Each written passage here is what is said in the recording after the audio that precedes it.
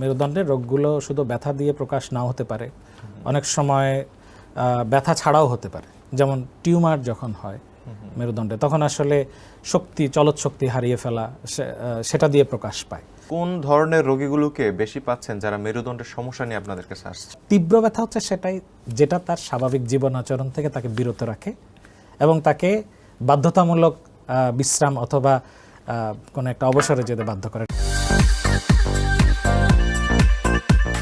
প্রিয় দর্শক, সপ্তাহ ঘুরে আবার আপনাদের সামনে হাজির হলাম আমি তৌহিদুল ইসলাম তারেক। আপনাদের সকলকে আমন্ত্রণ জানাচ্ছি কালবেলার নিয়মিত স্বাস্থ্য বিষয়ক অনুষ্ঠান বায়োফার্মা প্রেজেন্টস স্বাস্থ্য বেলায়। দর্শক, আমাদের দেশের প্রায় ৮০% মানুষ জীবনের কোনো না কোনো সময় কোমর ব্যথায় ভোগেন, কিন্তু সামান্য ব্যথা মনে করে এই বিষয়টিকে অনেকে এড়িয়ে যান। এই বিষয়টির দিকে লক্ষ্য রেখে আজকে আমাদের আলোচনার বিষয় মেরুদণ্ডের সুখ অসুখ। এই বিষয়ে কথা বলতে আমাদের স্টুডিওতে আজ উপস্থিত আছেন ডাক্তার মুহিবুর রহমান রাফি, কনসালটেন্ট ও বিভাগীয় প্রধান, ফিজিক্যাল মেডিসিন ও রিহ্যাবিলিটেশন বিভাগ, সরকারি কর্মচারী হাসপাতাল। স্যার, আমাদের স্টুডিওতে আপনাকে স্বাগত জানাচ্ছি। কেমন আছেন? আসসালামু আলাইকুম। আছি আলহামদুলিল্লাহ। ভালো আছেন তো আপনি? আমিও ভালো আছি। আমাদের মূল অনুষ্ঠান শুরুর পূর্বে আমরা আপনার সংক্ষিপ্ত একটি জীবন বৃত্তান্ত দেখে আসবো। ডাক্তার মুহিবুর রহমান রাফি ১৯৮৩ সালে কুষ্টিয়া জেলায় জন্মগ্রহণ করেন। তিনি ২০০৬ সালে খুলনা মেডিকেল কলেজ থেকে MBBS সম্পন্ন করেন। এরপর ২০১৮ সালে বঙ্গবন্ধু শেখ মুজিব মেডিকেল বিশ্ববিদ্যালয় থেকে ফিজিক্যাল মেডিসিনের উপর উচ্চতর ডিগ্রি MD সম্পন্ন করেন। এর আগে ২০১৪ সালে সফলতার সঙ্গে ৩৩তম BCS-এ উত্তীর্ণ হয়ে সিভিল সার্ভিসে যোগদান করেন। বর্তমানে বিশেষজ্ঞ এই চিকিৎসক সরকারি কর্মচারী হাসপাতালে কর্মরত আছেন। স্যার, আমাদের মূল অনুষ্ঠান আমরা শুরু করতে পারি। আমাদের আলোচনার বিষয় হচ্ছে মেরুদণ্ড।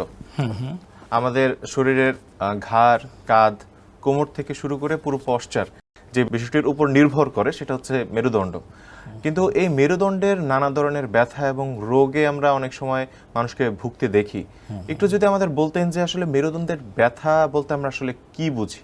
মেরুদণ্ড থেকে আসলে মাথার নিচ থেকে শুরু করে, যেটাকে আমরা সার্ভাইকাল এরিয়া বলি, ওখান থেকে শুরু করে একদম কক্সিস পর্যন্ত, শেষ পর্যন্ত ঘাড়, পিঠ, কোমর পুরোটাই আসলে মেরুদণ্ড।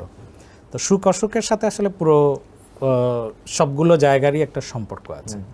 কিন্তু এই মেরুদণ্ডের সুখ অসুখ যদি বলতে চাই, বা অসুখগুলো, আজকে তো আসলে স্বাস্থ্য বিষয়ক অসুখগুলো নিয়ে, এই অসুখ হতে পারে দৈনন্দিন কাজের সাথে সম্পর্কিত, যেহেতু মানুষ তার দৈনন্দিন কর্মব্যস্ততা তাকে সচল থাকতে হয়। একইভাবে মেরুদণ্ডকেও আসলে বিভিন্নভাবে সচল থাকতে হয়, কাজ করতে হয় বিভিন্ন পশ্চারে, এবং মানুষ আসলে তার পেশার সাথে শরীরে এক একটি অঙ্গের কিন্তু সম্পৃক্ততা আছে। আর যিনি ডেস্ক ওয়ার্ক করেন, তার যেই অংশের উপরে চাপ থাকে, যিনি একটা বোঝা বহন করেন, তার কিন্তু ঠিক একই জায়গার উপরে প্রেশারটা বা কষ্টটা থাকে না। হ্যাঁ, তো সুতরাং কাজের সাথে, পেশার সাথে, আঘাতের সাথে, বয়সের সাথে, ইভেন লিঙ্গভেদেও, নারী পুরুষ, হ্যাঁ, ছোট বাচ্চা, ডিফারেন্ট হতে পারে, জন্মগত হতে পারে। সুতরাং এই পুরো বিষয়টি আসলে প্রত্যেকটা ব্যক্তির ক্ষেত্রে আলাদা আলাদা কারণ অথবা কার্যকারণ রয়েছে। এবং এটা কি তাহলে শুধুই ব্যথা, নাকি মেরুদণ্ডের অন্য কোনো রোগ আছে? ব্যথা আসলে তো একটা প্রকাশ। মেরুদণ্ডের রোগগুলো শুধু ব্যথা দিয়ে প্রকাশ নাও হতে পারে, অনেক সময় ব্যথা ছাড়াও হতে পারে। যেমন টিউমার যখন হয় মেরুদণ্ডে, তখন আসলে চলৎ শক্তি হারিয়ে ফেলা, সেটা দিয়ে প্রকাশ পায়। যখন ইনফেকশন হয়, অনেক সময় জ্বর দিয়ে প্রকাশ পাচ্ছে। যাদের দীর্ঘ সময় অনেকে মেরুদণ্ডে টিবি রোগ হয়, হ্যাঁ, যেটাকে আমরা পটস বলি, তো তাদের তো আসলে শুকিয়ে যাওয়া, ক্যাকেকশিক হয়ে যাওয়া, ওজন কমতে থাকা অথবা জ্বর, মানে এরকম কিছু সিমটম হতে পারে। সেটা প্রথমে কিন্তু মেরুদণ্ডের ব্যথা দিয়ে আসতে হবে, নাও হতে পারে, নাও হতে পারে।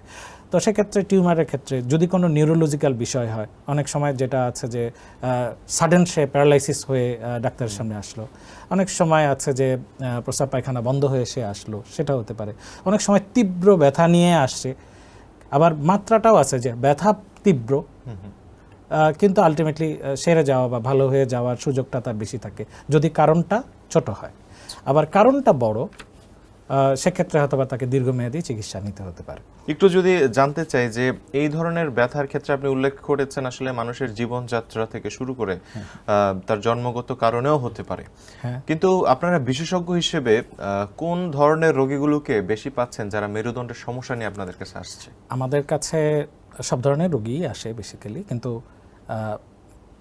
মূলত হচ্ছে মেকানিক্যাল, এটা বলা হয় যে যত ধরনের কষ্ট আছে মেরুদণ্ডের এদের মধ্যে বেশিরভাগই হচ্ছে মেকানিক্যাল, মানে হচ্ছে দৈনন্দিন কাজের সাথে তার সম্পর্ক।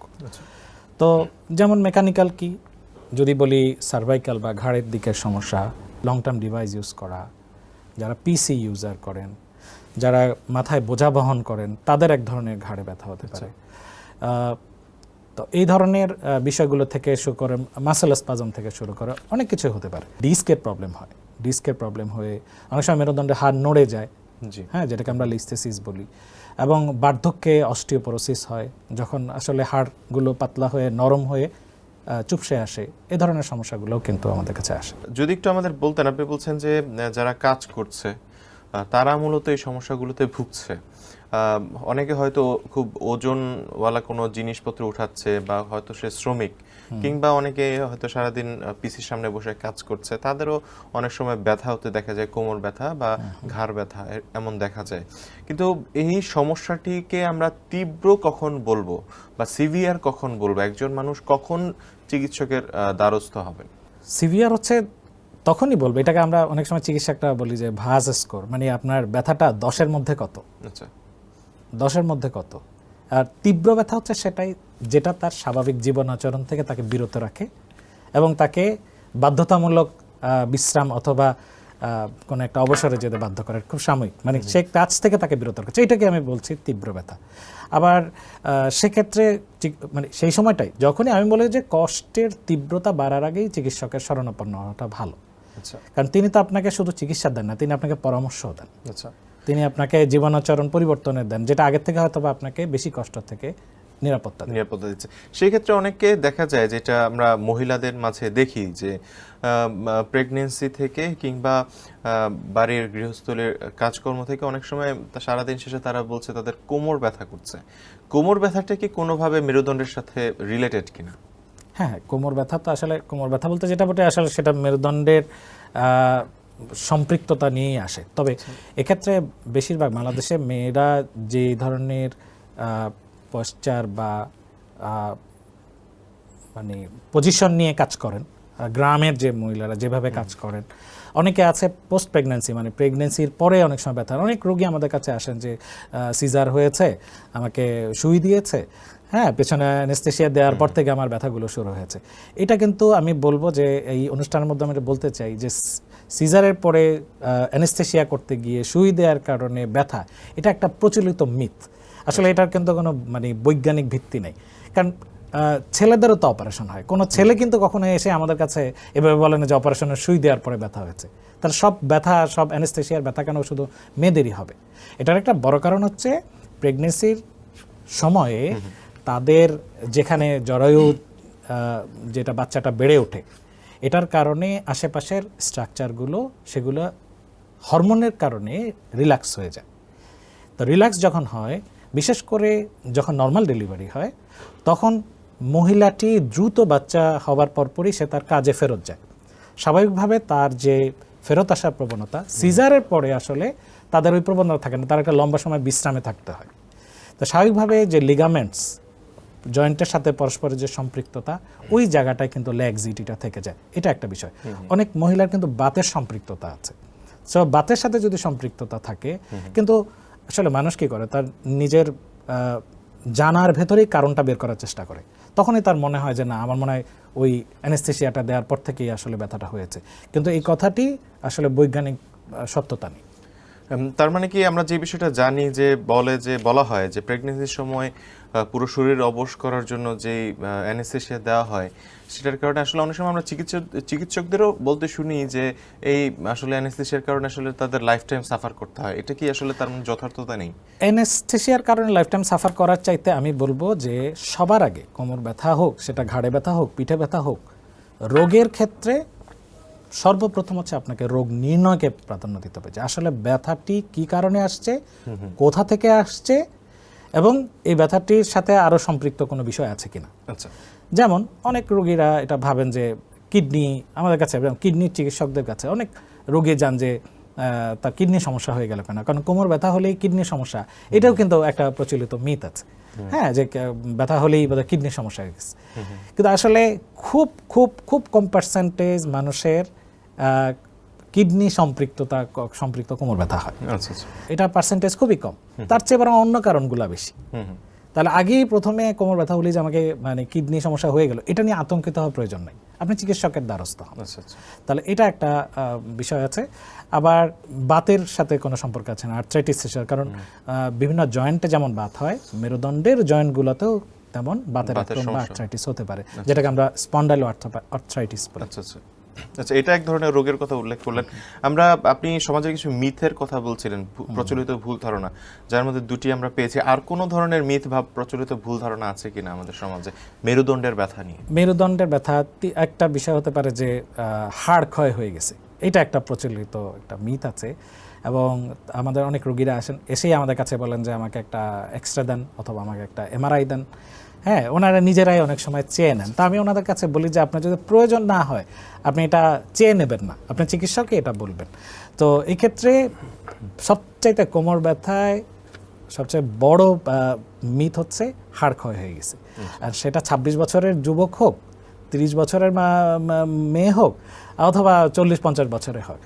তাহলে গঠন প্রক্রিয়ার ভেতরে হাড় ক্ষয় এইটা মানে এই যে কথাটি, এটাও আসলে আমি বলবো একটা প্রচন্ড মানে কোমর ব্যথা মানেই হাড় ক্ষয় হয়ে গেছে, এটা আসলে অনেকেই মনে করেন সেটা যে তার হাড় ক্ষয় হয়ে যাচ্ছে। হ্যাঁ, হাড় ক্ষয় হয়ে যাওয়ার কারণে কোমর ব্যথা। ওই যে আমি আবারই বলেছি যে কোমর মানে হচ্ছে শুধুমাত্র হাড় না, হাড়ের সাথে তার জয়েন্ট, হাড়ের সাথে তার ডিস্ক, হাড়ের সাথে তার লিগামেন্ট, হাড়ের সাথে তার সফট টিস্যু, যে কোনো জায়গা থেকেই আসলে ব্যথা আসতে পারে। সেটা নির্ণয় করলেই আমরা তার সমাধানটি খুঁজে পাবো। আচ্ছা, খুব সুন্দর বলছিলেন। আমরা একটু মেরুদণ্ডের রোগ, স্পেসিফিক কোনো রোগ আছে কিনা তা জানতে চাইবো। যেমন আপনি অস্টিওপোরোসিসের কথা বলেছেন, স্পন্ডিলাইটিসের কথা বলেছেন, আর কোনো রোগ আছে কিনা মেরুদণ্ডের? অস্টিওপোরোসিস বেসিক্যালি বার্ধক্যের রোগ। আচ্ছা, অস্টিওপোরোসিস হচ্ছে বার্ধক্যের রোগ, এবং মেয়েদের বিশেষ করে যার পোস্ট মেনোপজাল মাসিক বন্ধ হয়ে যাওয়ার পরে এটা বিষয়টা আছে। অনেক সময় মেরুদণ্ডে আঘাতপ্রাপ্ত হয়ে, এটা যারা অনেক সময় গ্রামে দেখা যায় গাছ থেকে পড়ে গিয়েছে, হ্যাঁ, গাছ থেকে পড়ে গিয়েছে অথবা উঁচু জায়গা থেকে পড়ে গিয়েছে, সেক্ষেত্রে এক ধরনের বাস ফ্র্যাকচার হতে পারে। মানে অন্য জায়গায় যেমন হাড় ভাঙে, মেরুদণ্ডেও কিন্তু কম্প্রেশন হতে পারে। আবার অস্টিওপোরোসিসের কারণেও কম্প্রেশন হতে পারে। মেরুদণ্ডের টিউমার হতে পারে, সেটা স্পাইনাল কর্ডের ভেতরেও হতে পারে, স্পাইনাল কর্ডের বাইরেও হতে পারে। আমরা জানি যে মেরুদণ্ডের ভেতর থেকে আসলে স্পাইনাল কর্ডটি ব্রেইনের সাথে কানেকশন করে, এবং ওখান থেকে আসলে হাত পা সচল রাখার যে নার্ভগুলো সেগুলো আসে। তো সেখানে টিউমারও হতে পারে, ইনফেকশন হতে পারে, যেটাকে শুধুমাত্র লাংসে টিবি হয় না, মেরুদণ্ডের টিবি খুব কমন, বাংলাদেশে একেবারে যে আনকমন তা না। তারপরে এছাড়াও ডিস্কের প্রবলেম হতে পারে। ডিস্কের প্রবলেমে সমস্যাটা অনেকের মাঝে বোধহয় দেখা যায়, প্রচুর আছে, যেহেতু আমাদের দেশে কর্মজীবী মানুষের সংখ্যা বেশি, এবং এটা পৃথিবী জুড়েই একেবারে সংখ্যাটি কম নয়। সো ডিস্কের প্রবলেম থাকলে সেটা অনেক সময় তার পেছন দিয়ে যে নার্ভগুলো যায় সেখানেও সে কম্প্রেশন দিয়ে নিউরোলজিক্যাল প্রবলেম তৈরি করতে পারে। তাহলে মেরুদণ্ডের সমস্যায় এর সাথে কিন্তু নিউরোলজিক্যাল প্রবলেমেরও একটা সম্পৃক্ততা আছে, কারণ স্পাইনাল কর্ড এবং নার্ভ দুটাই মেরুদণ্ডের সাথে সম্পৃক্ত। এক্স্যাক্টলি। ডিস্কের কথা যেহেতু বলছিলেন, এবং ব্যাপকভাবে রোগটিকে আমরা দেখতে পারি যে অনেকেই এই রোগটিতে ভুগছেন। এই রোগটির ক্ষেত্রে আসলে অনেকে শুরুতে বুঝে উঠতে পারেন না যে তার আসলে কি কারণে সমস্যাটা হচ্ছে। অনেকে হয়তো কোমর ব্যথা করছে, কিংবা ঘাড় ব্যথা করছে, বা কাঁধ ব্যথা করছে, এরকম রোগী আমরা দেখতে পাই। এরপরে আপনারা হয়তো টেস্ট করে দেখেন যে তার ডিস্কে কোনো এক ধরনের সমস্যা হচ্ছে। কিন্তু এই ডিস্কের সমস্যা হলে যে কোনো ধরনের স্পেসিফিক লক্ষণ আছে কিনা যে রোগীরা বুঝতে পারবেন যে তার ডিস্কে কোনো সমস্যা হচ্ছে? বেশিরভাগ রোগীর একটা সাধারণ গল্প থাকে যে আমি হয়তোবা মাথা ঝুঁকে কোনো কাজ করছিলাম, বালতিতে তুলছিলাম, মোটরসাইকেল উঠাচ্ছিলাম, অথবা ঝুঁকে যেই উঠতে গিয়েছি, অল অন এ সাডেন মনে হচ্ছে যে আমার কোমরে কিছু একটা ছিঁড়ে গিয়েছে বা কট করে উঠেছে। এরপর থেকেই কোমরে ব্যথা, পায়ে নামা শুরু হয়েছে, হ্যাঁ, তো সেক্ষেত্রে কোমরের ব্যথা যখন পায়ে নামে, এই কথাটাকে আমরা আবার সায়াটিকা বলি। সো ডিস্কের ব্যথা অনেক সময় সায়াটিকা বা সায়াটিকার সাথে সম্পৃক্ত হতে পারে। তো সেই জিনিসটি যখন রোগী অনুধাবন করবেন যে কোমর ব্যথার সাথে ব্যথাটি পায়ের দিকে নামছে, তখন হচ্ছে সায়াটিকার বিষয়টি। এখন এখানে একটা মজার ব্যাপার আছে, সেটা হলো যে সায়াটিকার কারণ সবসময় যে ডিস্ক বা মেরুদণ্ডেই সায়াটিকার কারণ, এটি মনে করে শুধুমাত্র ওখানে ফোকাস করলে আসলে রোগের কারণ নাও পাওয়া যেতে। কারণ হচ্ছে সায়াটিকার মেরুদণ্ডজনিত কারণ আছে, মেরুদণ্ডের বাইরেও সায়াটিকা, যেদিক থেকে নার্ভটি চলাচল করে তার যে কোনো জায়গার সমস্যার কারণে কিন্তু কোমরের ব্যথা পায়ে নামতে পারে। সুতরাং কোমর ব্যথা ওই একই কথাই, আমরা বারবার একটা জায়গায় আসবো, চিকিৎসা বিজ্ঞানে এই যে আমরা এত পরীক্ষা দিই অথবা এক্সরে দিই, ডাক্তাররা শারীরিক পরীক্ষা করেন এবং বায়োকেমিক্যাল রক্ত পরীক্ষা, ইমেজিং করেন, এক্সরে করেন, যাই করেন না কেন তাদের মূল টার্গেটটাকে থাকে কিন্তু রোগ নির্ণয়টাকে। সো রোগ নির্ণয় যদি হয়ে যায় সেক্ষেত্রে কিন্তু তখন আপনার সমাধানটি পাওয়া সহজ। এই কথাটিকে আমি বারবার, কোমরের ব্যথা হোক সেটা ঘাড়ের ব্যথা হোক, আমি বারবার ওই জায়গাটাকেই ফোকাস করতে চাইবো। আরেকটু জানতে চাইবো আপনার কাছ থেকে যে মেরুদণ্ডের যে রোগগুলো আছে সেই রোগগুলোর এক একটা রোগের ক্ষেত্রে হয়তো ঝুঁকিপূর্ণ জনসংখ্যা হয়তো ডিফারেন্ট হয়ে থাকে বয়স অনুযায়ী, কিন্তু আমাদের দেশে আপনি শুরুতে বলেছিলেন মূলত যারা কর্মজীবী মানুষ তারা আর কি বেশি কোমর থেকে মেরুদণ্ডের ব্যথা এই ধরনের সমস্যাগুলোতে বেশি তারা ভুগছে। কিন্তু আমি আরেকটু আপনার কাছ থেকে জানতে চাইবো যে এমন কি কোনো ঝুঁকিপূর্ণ জনগোষ্ঠী আছে কিনা যারা মেরুদণ্ডের রোগের ক্ষেত্রে খুব বেশি ঝুঁকিপূর্ণ? যদি এটা বাতজনিত বা আর্থ্রাইটিস হয়, কারো পারিবারিক হিস্ট্রি থাকলে সেই ব্যক্তি বাতজনিত কোমর ব্যথার জন্য ঝুঁকিপূর্ণ। আবার কারো যদি হেভি লোড, অনেক ওজনদার কোনো কাজ, হ্যাঁ, মানে তার কোমরের উপরে প্রেশার দিয়ে অনেক ধরনের কাজ করতে হচ্ছে, তিনি ওই ধরনের ইনজুরির জন্য ঝুঁকিপূর্ণ। আবার অনেকে আছেন যা আমাদের কাছে অনেক ইঞ্জিনিয়ার আছেন, যেমন সফটওয়্যার ইঞ্জিনিয়ার অথবা লং টার্ম সিডেন্টারি, যারা অফিসে বসে কাজ করেন দীর্ঘ সময়, তাদের জন্য কিন্তু কোমর ব্যথার প্যাটার্নটা হচ্ছে আলাদা। ঠিক আছে, তাদের জন্য আলাদা। এখন একটা জিনিস মনে রাখতে হবে, শুধু কাজ করলেই কোমর ব্যথা হবে তা না।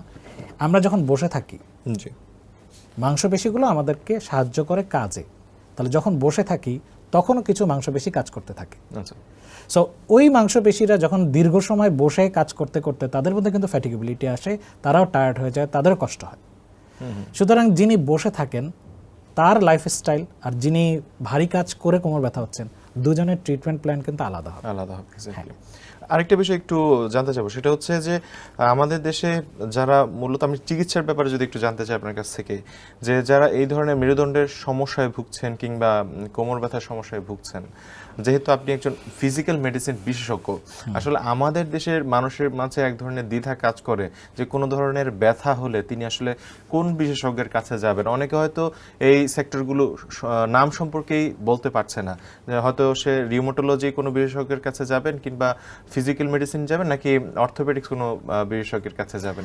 এই বিষয়ে একটু আমাদেরকে বলবেন যে তারা কোন বিশেষজ্ঞের কাছে কোন সমস্যা নিয়ে যাবেন। আমি প্রথম কথা বলবো যে কোমর ব্যথা নিয়ে যারা কাজ করেন, নিউরোলজি কাজ করে, নিউরোসার্জারি কাজ করে, অর্থোপেডিক্স কাজ করে, ফিজিক্যাল মেডিসিন কাজ করে, রিউমেটোলজি কাজ করে, এমনকি যারা জেনারেল ফিজিশিয়ান আছেন তারাও কাজ করতে পারেন। তো প্রাথমিক যে কোনো কষ্টের জন্য আমি তাকে বলবো যে আপনি আপনার নিকটস্থ চিকিৎসকের কাছেই আগে যাবেন, উনি তখন ঠিক করবেন এটা তার দ্বারা। কারণ হচ্ছে যেহেতু মেকানিক্যাল পেইন, আরেকটা ভালো খবর দিই, সেটা হচ্ছে বেশিরভাগ কোমর ব্যথাই 7 থেকে 14 দিনের মধ্যে ভালো হয়ে যাবে। তাহলে এটা বেশিরভাগ কত, অলমোস্ট 80 to 90%। তাহলে বাকি থাকলে ধরে নিচ্ছে 10%। এই 10%-এর মধ্যে বাকি অর্ধেক তাদের হয়তো 1 থেকে 3 মাস সময় লাগতে পারে। এর পরে যারা আসলে থাকে, 1 মাসের পরেও যখন কোমর ব্যথাগুলো বাড়তে থাকে, তখন আসলে আমরা কার্যকারণটা খুঁজব, শুধু ব্যথা। তাহলে কার কাছে যাব, কিভাবে যাব, ওইটা খোঁজার চাইতে আপনি নিকটস্থ কারোর কাছে যান। এখন ফিজিক্যাল মেডিসিনের কাছে কেউ আসছে, রোগীর অপারেশন প্রয়োজন, তখন উনি নিজেই আপনাকে স্পাইন সার্জন অথবা নিউরোসার্জনের কাছে পাঠিয়ে দেবেন। আবার স্পাইন সার্জন বা নিউরোসার্জন যখন দেখলেন যে আসলে এখানে অপারেটিভ কোনো বিষয় নাই, উনি তখন হয়তো বা আপনাকে নিউরোসার্জনের কাছে পাঠিয়ে দেবেন, যেখানে নিউরোলজির পরামর্শ দেয়। আসলে মেডিকেল সায়েন্স একটা কোলাবোরেটিভ জিনিস, এখানে আমরা সবাই মিলেমিশেই মূল টার্গেট থাকে রোগীর সমস্যাটির সমাধান করা। আচ্ছা, যদি আমরা ফিজিক্যাল মেডিসিনের ফিল্ড সম্পর্কে একটু জানতে চাই, যে ফিজিক্যাল মেডিসিন আসলে কোন ধরনের চিকিৎসাগুলো প্রোভাইড করছে পাশাপাশি? আমাদের এটার নাম হচ্ছে physical medicine and rehabilitation. G. So ছোট্ট করে একটু বলি, সেটা হচ্ছে যে রোগের যখন কারণ নির্ধারণ হয় তখন আমাদের টার্গেট থাকে ট্রিটমেন্ট করা এবং রোগীর প্রত্যাশা থাকে ভালো হয়ে যাওয়া বা কিওর। তাহলে ডায়াগনোসিস, ট্রিটমেন্ট অ্যান্ড কিওর। কিন্তু এমন অনেক রোগ আছে যেখানে আসলে আমরা কিওর করতে পারি না। যেমন একজন স্ট্রোকের রোগী, তার যে প্যারালাইসিস, আপনি হুট করে ওষুধ দিয়ে কিওর করতে পারবেন না। একজন হার্টের অ্যাটাকটি আসছে, তাকে হুট করে কিওর করতে পারবেন না। একজন যার রেসপিরেটরি প্রবলেম আছে, সিওপিডি, তাকে হুট করে কিওর করতে পারেন, তাকে এটা লং টার্ম নিয়ে যেতে হবে। তাহলে এই ধরনের ডিসএবিলিটি যেখানে থাকে, ফিজিক্যাল মেডিসিন আসলে সব জায়গাতেই কাজ করা সত্যি। সে নিউরোলজির থেকে কাজ করতে পারে, তার বাত ব্যথা, রিউমাটোলজি ইস্যুগুলোতে, যেখানে লং টার্ম ট্রিটমেন্ট এবং রিহ্যাবিলিটেশন প্রয়োজন হয়, সেখানেই আসলে ফিজিক্যাল মেডিসিন কাজ করতে পারে। তো এটারই অংশ হিসাবে আমাদের যেহেতু মাস্কুলোস্কেলিটাল সিস্টেমের যতগুলো সমস্যা আছে, সেখানে আসলে ফিজিক্যাল মেডিসিন রোগীদের জন্য কাজ করছে। একটু সার্জারি সম্পর্কে জানতে চাবো যে মেরুদণ্ডের কোনো সমস্যার কারণে আসলে সার্জারির প্রয়োজন পড়ে কিনা। আবার অনেক সময় আমরা দেখি যে লেজার সার্জারির কথা শুনি, এটার কোনো ক্ষতিকর দিক আছে কিনা সম্পর্কে যদি বলতে। সার্জারির বিষয়টা অবশ্যই সার্জারির প্রয়োজন হতে পারে, কারণ মাত্রা যখন কিছু বিষয় আছে, রোগীরা অনেক সময় আমাদের কাছে আসেন যে যেখানে সার্জারির প্রয়োজন কোনোভাবে আমরা সেটা কনজারভেটিভ দিতে পারি কিনা। তো বিষয়টা হচ্ছে আবার এরকম বাজারে বা বিভিন্ন বিজ্ঞাপনে অথবা ফেসবুকের বুস্টিংগুলোতে দেখবেন সার্জারিবিহীন মেরুদণ্ডের চিকিৎসা। তো রোগীদেরকে সচেতন হতে হবে যে যেখানে আসলে স্বাভাবিকভাবে সমাধান সম্ভব, সেটা কনজারভেটিভভাবেই সম্ভব। কিছু কিছু জায়গায় আবশ্যকভাবে সার্জারি প্রয়োজন, যেমন মেরুদণ্ডের টিউমার হয়, সার্জারি প্রয়োজন হবে। যদি মেরুদণ্ডের হার্ট ডিসপ্লেসমেন্ট হয় বা লিস্থেসিস হয়, অবশ্যই সেখানে সার্জারি প্রয়োজন হতে পারে। যদি সেখানে কোথা থেকে পড়ে অ্যাক্সিডেন্টাল কোনো ইনজুরি হয়, সেটা ঘাট থেকে, অনেক সময় ইমার্জেন্সি সার্জারি লাগে। কিছু কিছু ব্যাপার আছে যেখানে red flag sign. Red flag বলি কারণ আপনি এই জায়গাটাতে খুব বেশি কনসিয়াস হবেন। যেমন হঠাৎ করে মেরুদণ্ডের ব্যথা, আঘাত হয়েছে, প্রস্রাব পায়খানা বন্ধ হয়ে গিয়েছে, 2 পা অবশ্য হয়ে গিয়েছে, অনেক সময় সেখানে ইমার্জেন্সি সার্জারি প্রয়োজন হয়। আর একটা বিষয়, লেজার সার্জারির কথা বলছিলেন। লেজার সার্জারি আসলে এটা যে কোনো জায়গায়, সেটা চোখ থেকে শুরু করে সব জায়গায় হয়। তো বাট আমি কোন কাজে স্পেসিফিক, মানে রুগীরা অনেক সময় লেজার শব্দটার প্রতি খুব মানে একটা আকর্ষণ ফিল করে, যে লেজার মানে হচ্ছে আলাদা কিছু। এবং তো বিষয়টা হচ্ছে যদি স্পেসিফিক জায়গায় সেটি পরীক্ষিত হয়ে থাকে এবং রোগীর জন্য প্রমাণিত হয়ে থাকে, সেক্ষেত্রে লেজার সার্জারিটা করা যেতে পারে। হ্যাঁ, বাট সব কিছুতেই লেজার সার্জারি এটি না। কোনো কোনো ক্ষেত্রে স্ক্রু প্লেটের প্রয়োজন হয়, কোনো কোনো ক্ষেত্রে শুধু এক্সিশন কেটেই হতে পারে। হ্যাঁ, তো এটা আসলে নির্ভর করে কোন কারণে অপারেশনটি করতে হচ্ছে। স্যার, আপনি উল্লেখ করেছিলেন যে 80% কোমর ব্যথাই আসলে ঠিক হয়ে যায় 10 থেকে 12 দিনের ভিতরে। সেই ক্ষেত্রে আপনারা যারা এই ধরনের কিছু অল্প বা লাইট পেইন নিয়ে আপনাদের কাছে আসছে, তাদেরকে আপনারা কোন চিকিৎসাগুলো দিয়ে থাকেন? আমাদের ফিজিক্যাল মেডিসিনে প্রথম বিষয়টা হচ্ছে রোগ নির্ণয়ের পরে মেডিকেশন অবশ্যই খেতে হবে। এটা একটা জরুরি বিষয়। কারণ হচ্ছে অনেকের যে ব্যথার ওষুধের রিলেটেড একটি ব্যাপার থাকে। তো এটাও একটা মিথ যে ব্যথার ওষুধ খেলেই কিডনি নষ্ট হয়ে যাবে। এই যে খেলেই কিডনি, অনেক রোগীরা আছে কষ্ট পাচ্ছে, বাঁকা হয়ে যাচ্ছে, নড়তে পারছেন না, ওনাদেরকে আমরা বলি যে আপনি শর্ট টার্ম, ছোট সময় নেন, যতটুকু প্রয়োজন ততটুকু নেন। অনেক সময় বাতজনিত কারণে রোগীদের ব্যথার ওষুধ লম্বা সময় খেতে হয়, তখন আমরা তাদেরকে আবার মনিটরিংয়ে রাখি।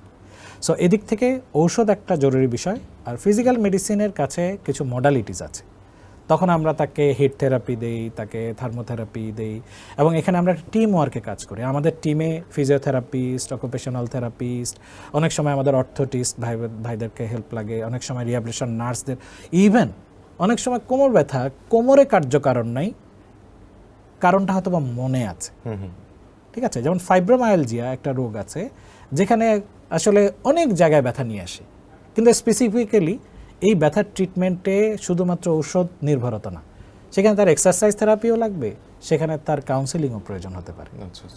সো লক্ষ্যটা যদি হয় রোগীর প্রবলেম সলভ করা, সেক্ষেত্রে কিন্তু তাকে সমন্বিতভাবে চিকিৎসাটা নিতে হবে। এক্ষেত্রে একদম কোনো কিছু পাওয়া যাবে না। অনেক সময় দেখা যায় যে পরীক্ষা নিরীক্ষা করে কোমর ব্যথা সবসময়, অনেক রোগীরা বলে স্যার পরীক্ষা দিলেন, পরীক্ষাতে কিছু আসলো না। সবসময় পরীক্ষাতে তার কারণটা আসবে। এটা যেমন পরীক্ষা প্রাপ্তিটা যেমন গুরুত্বপূর্ণ, ঠিক একইভাবে আপনার হিস্ট্রিটা, রোগীর হিস্ট্রিটা গুরুত্বপূর্ণ, এবং চিকিৎসক আপনাকে শারীরিকভাবে পরীক্ষা করে যেটা পেয়েছেন এটাও সমানভাবে গুরুত্বপূর্ণ। এজন্য প্রত্যেকটা মিলেই 2+2+2, তখন আমরা 6 করি। ঠিক আছে, একটু আপনি স্পেসিফিকলি কোনো রোগ সম্পর্কে একটু যদি চিকিৎসা জানতে চাই, যেটা আপনি উল্লেখ করেছেন স্পন্ডিলাইটিস, যেটা মেয়েদের বেশি হয় আপনি বলেছিলেন। স্পন্ডাইলাইটিসের সাথে অনেকগুলো শব্দ আছে। আচ্ছা আচ্ছা যেমন যদি ক্ষয়জনিত হয় তখন আমরা তাকে স্পন্ডাইলোসিস বলি। আচ্ছা হ্যাঁ, স্পন্ডাইলোসিস বলে। আর স্পন্ডাইলাইটিস যেটাকে বলছি সেটা আসলে আর্থ্রাইটিস বা বাতজনিত।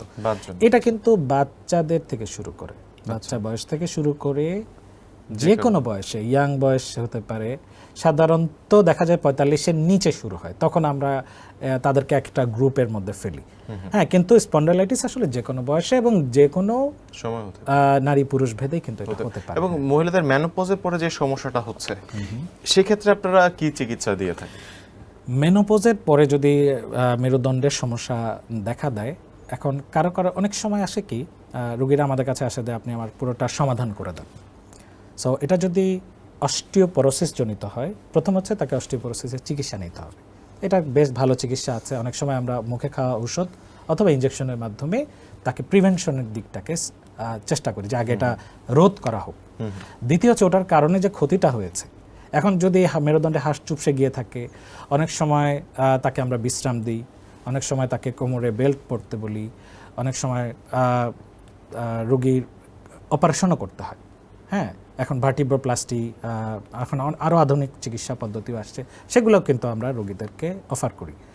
আর আরেকটা জিনিস হলো ডিজেনারেটিভ ইস্যুস। বার্ধক্যে ক্ষয় একটা স্বাভাবিক প্রক্রিয়া। আমরা রোগীদেরকে বলি যে আপনার চুল সাদা হচ্ছে, চামড়া ঢিলে হয়ে যাচ্ছে, চোখে ছানি পড়ছে, তাহলে মেরুদণ্ডকে ওটা যে 30 বছরের মতো থাকবে এটা কেন আপনি এক্সপেক্ট করেন? মেরুদণ্ড তো বয়স, তো আপনার বয়স যদি 60 হয় তাহলে মেরুদণ্ডের বয়সও তো 60 ইয়ার্স হয়েছে, 60 বছর। তাহলে বাইরে যদি পরিবর্তন আসে তাহলে মেরুদণ্ডের ভেতরে পরিবর্তন আসবে, এটা আসবে। তো সুতরাং বার্ধক্যের যে পরিবর্তন বা ডিজেনারেশনের পরিবর্তন, সেটাকে আসলে লাইফস্টাইল দিয়ে মডিফিকেশন, ওটাকে আসলে ওষুধ দিয়ে রাতারাতি আগের জায়গায় নিয়ে যাওয়া যায় না। ঠিক আছে, সৃষ্টির এই পরিবর্তন, এইজিং একটা স্বাভাবিক প্রক্রিয়া। একটু যদি আপনার কাছে জানতে চাই যে আমাদের সময় খুব সংক্ষিপ্ত, একটু জানতে চাবো যে মেরুদণ্ডের রোগ নিয়ে তো কিছু প্রচলিত ভুল ধারণার কথা বলেছেন, কিন্তু আরেকটা বিষয়, একটা গ্রুপ খুব বেশি ভোগে মেরুদণ্ড কিংবা যে কোনো ধরনের ইনজুরি, সেটা হচ্ছে খেলোয়াড়রা। এবং তারা যারা ধরেন খুব উঁচু লেভেলে খেলছে না, সাধারণ ক্লাব ক্রিকেট খেলছে বা ফুটবল খেলছে, তারা অনেক সময় ইনজুরি শিকার হন, তারা আসলে কোন বিশেষজ্ঞের কাছে দ্বারস্থ হন? অবশ্যই স্পোর্টস রিলেটেড বিষয় তো স্পোর্টস মেডিসিনের কাছে যেতে হবে। সো স্পোর্টস মেডিসিন ফিজিক্যাল মেডিসিনের একটা উইং, সাব ব্রাঞ্চ। তো এটা নিয়ে এটাও একটা সমন্বিত বিষয়। এখানে ফিজিক্যাল মেডিসিন রিহ্যাবিলিটেশন বিশেষজ্ঞ যেমন কাজ করেন, আমাদের ফিজিওথেরাপিস্টরা এখানে অনেক ইম্পর্টেন্ট, তাদের একটা রোল আছে। এক্ষেত্রে সংক্ষেপে যেটা বলবো সেটা হচ্ছে যে এক্ষেত্রেও আসলে ইনজুরিটা কোথায়, তার কষ্টটা কোথায়, সেটা নির্ধারণ করে যদি তাকে এক্সারসাইজ এবং রিহ্যাবিলিটেশনের মধ্যে দিয়ে যেতে হয় তাহলে ওইভাবেই তিনি ভালো হয়ে যাবেন। অনেক সময় দেখবেন ক্রিকেট প্লেয়ারদের লিগামেন্ট ইনজুরি হয়, ছিঁড়ে যায়। সো হালকা ছেঁড়া, ইনজুরি হওয়া, পুরো ছেড়ে যাওয়া, এগুলো চিকিৎসাগুলো আলাদা আলাদা। সো যদি অনেক সময় আসে অপারেশন করতে হয়, অনেক সময় অপারেশন ছাড়া ভালো হয়।